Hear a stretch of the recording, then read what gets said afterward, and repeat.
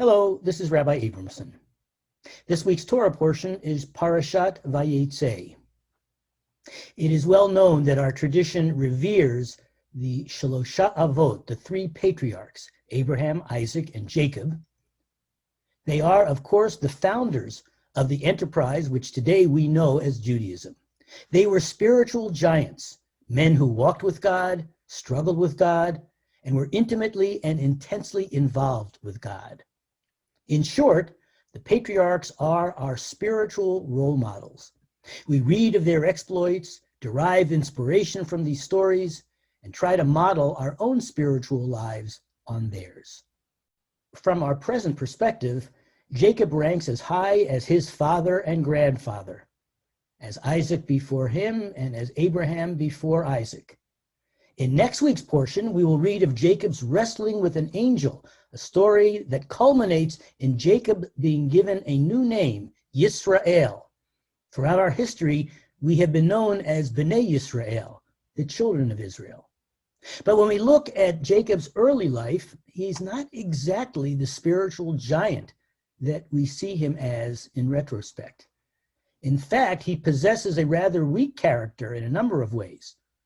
For example, not only does he deceive his brother and his father, ultimately stealing the blessing of the firstborn from Esau, but he doesn't even think of this plot himself. It's his mother Rebekah who hatches the plot and who guides Jacob every step of the way. In his early life, Jacob exhibits none of the courage or strength of character or spiritual profundity that his forebears exhibited. At this point, therefore, Jacob is not a particularly good spiritual role model. This week's Torah portion, however, presents one of the turning points in Jacob's spiritual life, a dream which we read about in the beginning of the portion. It's known as the story of Jacob's ladder.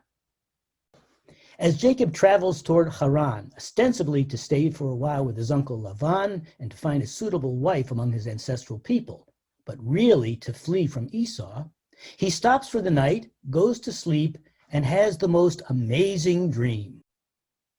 Let me show you one of the crucial verses in this story. Vayachalom, he had a dream. V'hinei sulam mutzav arza, a ladder was set on the ground.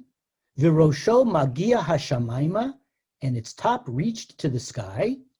V'hinei malachei Elohim, and angels of God, olim v'yoredim bo.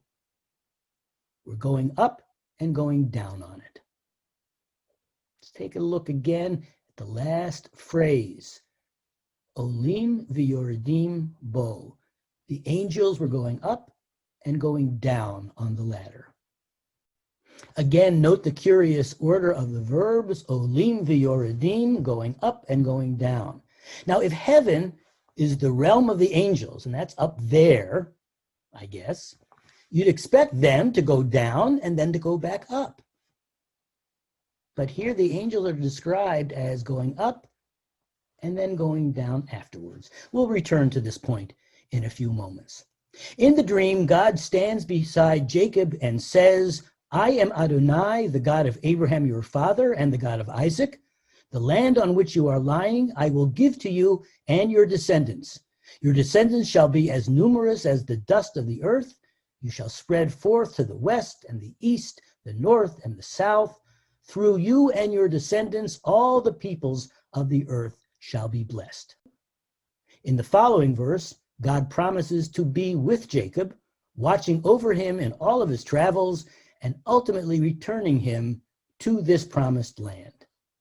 Jacob awakens from his dream filled with awe, certain of the presence of God. And the following morning, Jacob erects a stone monument and names the place Beit El. In its anglicized pronunciation, Bethel, which means the house of God. By the way, Beit El, or anglicized as Bethel, is a common synagogue name. And what an appropriate synagogue name it is, house of God. I grew up at Congregation Bethel in Bethesda, where I currently serve as an adjunct rabbi.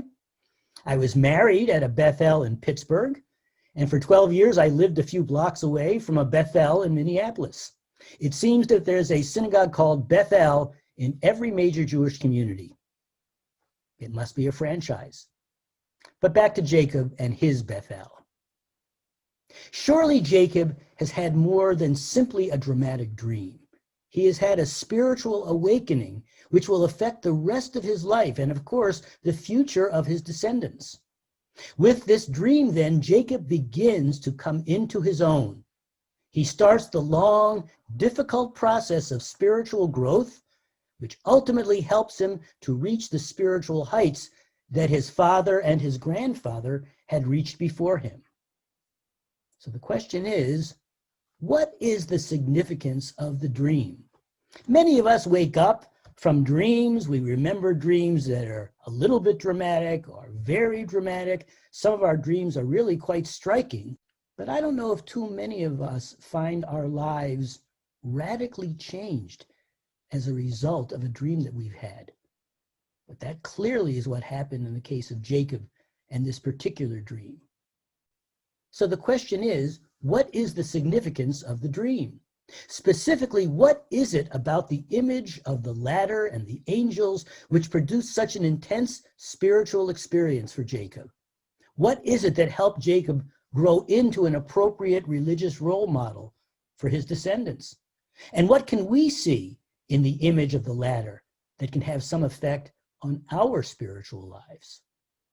To cast some light on these questions, there are two general approaches we can take: the approach of classical midrashim and commentaries, and the approach of contemporary biblical scholarship. Each approach has different perspectives and assumptions regarding the biblical text, different approaches, and some might say different goals in approaching the text of the Bible. But despite their differences, both approaches really ask many of the same questions. What do the words of the biblical text mean? What are they trying to tell us and teach us? And what significance can their lessons have in our lives? Well, let's sample both approaches in trying to figure out the significance of the story of Jacob's ladder. Let's first turn to some classical midrashim. First, a collection known as Midrash Tanchuma presents the following interpretation. Remember the curious order of verbs in verse 12 that I mentioned a few moments ago? Let me show you that verse again. And again, look at the crucial last phrase, V'hinei malachei Elohim olim v'yoredim bo. And angels of God were going up and going down on it. This midrashic explanation is based on that curious order of the verbs.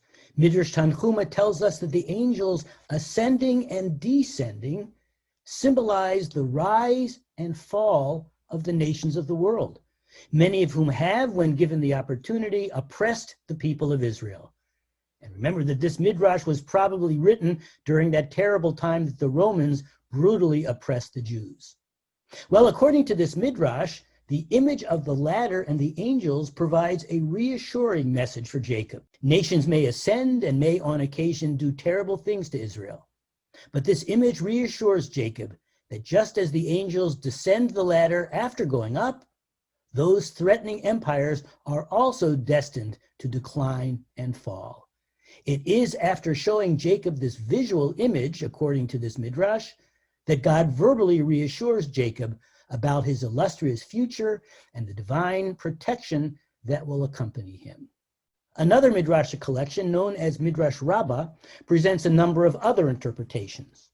One is that the ladder in Jacob's dream represents the Mizbeach, the altar, which in the time of Moses will be built for the purpose of sacrifices to God, and which ultimately will rest in the temple in Jerusalem, which King Solomon will build centuries later. The description of the top of the ladder reaching heaven refers to the sacrifices themselves, the odor of which ascends to heaven. The description of the angels ascending and descending refers to the Kohanim, the priests, who will go up and down the steps of the altar as they offer the sacrifices. A second interpretation offered by Midrash Rabbah sees the ladder symbolizing Mount Sinai itself. Grounded on earth, Mount Sinai nevertheless reaches to heaven. This holy mountain, the site of the giving of the Torah, actually provides a bridge between heaven and earth. The reference to the angels ascending and descending refers to Moses and Aaron. Moses literally ascended and then descended the mountain. Both Moses and Aaron played roles in the religion of Israel that are so closely associated with Sinai. We can therefore see how, according to these three interpretations, the dream taught Jacob something about God's future involvement with the people of Israel, about Israel's spiritual future, and as a result, about the presence of God in Jacob's own life. Now let's turn to the perspective of contemporary biblical scholarship. For this, we return to Nahum Sarna's wonderful book, Understanding Genesis, about which I spoke extensively a few weeks ago. Sarna begins by telling us that this is not the first time in the Bible that we've encountered Bethel. Abraham worshiped there twice and built an altar there, in Genesis chapter 12 and in Genesis chapter 13. Although there is no theophany, no appearance of God in Abraham's experience at Bethel, it seems that the holiness of this place had been established even before Jacob's experience there. In addition, Sarna suggests that earlier, Bethel had been a Canaanite holy place associated with the worship of El, the head of the Canaanite pantheon. This is not the only connection between our story and ancient paganism. A number of other similarities are present. The dream imagery itself, Sarna tells us, reflects the Mesopotamian background of this story. The latter recalls the picture of the ziggurat, which was a feature of ancient Near Eastern paganism, a tower by which people believed they could ascend to heaven. And the reference to the top reaching the heaven, as well as Jacob's remark that this place is the gate of heaven, are, according to Sarna, reminiscent of stereotyped phraseology used in connection with Babylonian temple towers. But, according to Sarna, it is not the similarities between our story and ancient pagan motifs that are significant, it is the contrasts which are significant. These contrasts, Sarna writes, reveal a subtle and deliberate rejection of pagan notions, even as they employ their idiom. So what are some of these contrasts? In our story, the ladder is not a channel of communication between human beings and God. God does not descend, and people do not ascend the ladder in Jacob's dream. Although the ladder does connect heaven and earth, the presence of the angels underscores the chasm between the two realms. Only they go up and down the ladder. Jacob sets up a pillar and vows to return and build a shrine, which he does 20 years later. And this, in Sarna's words, dissociates absolutely and unmistakably the pagan cult of Bethel from the sanctity the place held in Israelite consciousness. There are other radical departures from ancient Near Eastern paganism in this version of the story.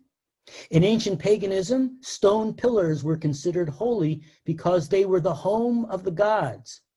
The stone pillar that Jacob erects, on the other hand, is simply a memorial to what happened there. The shrine that Jacob will build there in the future will simply commemorate an event in the life of a human being, whereas ancient pagan shrines often commemorated events in the lives of the gods. Ultimately, writes Sarna, the biblical narrative ignores the non-Israelite sacred history of Bethel, inferentially dissociates itself from all pagan connections, and recasts events and motifs in the light of Israelite concepts. So once again, and remember this is Sarna's central thesis, the Bible takes a story, and in this case a place that has a pagan history and pagan associations, and squeezes the paganism out of the story. In this case, the biblical authors completely recast the story of Bethel, making it not only a significant event in Jacob's life, but an essential moment in the history of the religion of Israel, which evolved into what we call Judaism. There's a lot that each of these interpretations, both the classical Midrashim and Sarna's contemporary perspective, can teach us. The interpretation of Midrash Tanchuma, that the dream symbolizes the future experiences of Israel in relation to the nations of the world, provided reassurance for generations of Jews who did live under the thumb of various imperial nations. Certainly this Midrash, which was written during the Roman period, provided hope that the oppressive Roman Empire would eventually fall. The first interpretation of Midrash Rabbah, that the ladder and the angels represent the altar and the priests, indicates that Jacob was offered a glimpse into his people's religious future. He was assured that his spiritual wanderings and struggling would ultimately lead to a sophisticated and exalted system of rituals which would connect his people to God. In addition, this Midrash offered later Jews a connection between the experience of their ancestor Jacob and the sacrificial system, which they saw as the ideal way of relating to God. Sarna's contemporary explanation of our story can fill us with pride as we recognize the religious revolution that our ancestors created, as we see the Bible as a powerful polemic against the paganism of the ancient Near East. But my feeling is that it is the second interpretation of Midrash Rabbah that has the most to say to us, or at least the most to say to me. This Midrash sees the ladder as a symbol of Mount Sinai. The Midrash doesn't understand this as a reference to the physical Mount Sinai, which of course didn't literally reach to the heaven. I think this Midrash refers to the event at Mount Sinai, the revelation of God and the giving of the Torah, which serves as a bridge between heaven and earth. And a ladder is a perfect symbol for this. It is a structure made up of individual rungs on which one can ascend step by step to great heights. And what is Torah? It too is a structure made of individual rungs, which we call mitzvot, commandments, through which we can ascend to greater spiritual heights. Like the ladder that connected heaven and earth in Jacob's dream, the life of Torah can create a bridge for us between heaven and earth, between God and humans. And like each rung of the ladder, each mitzvah we perform can bring us closer to God. The story, according to this interpretation, then, can teach us an important lesson about the place of Torah in our lives. Therefore, the story of Jacob's ladder should inspire us. And like the angels who ascended that ladder, may we, in our devotion to Torah and our devotion to mitzvot, ascend the ladder of holiness. Shabbat Shalom.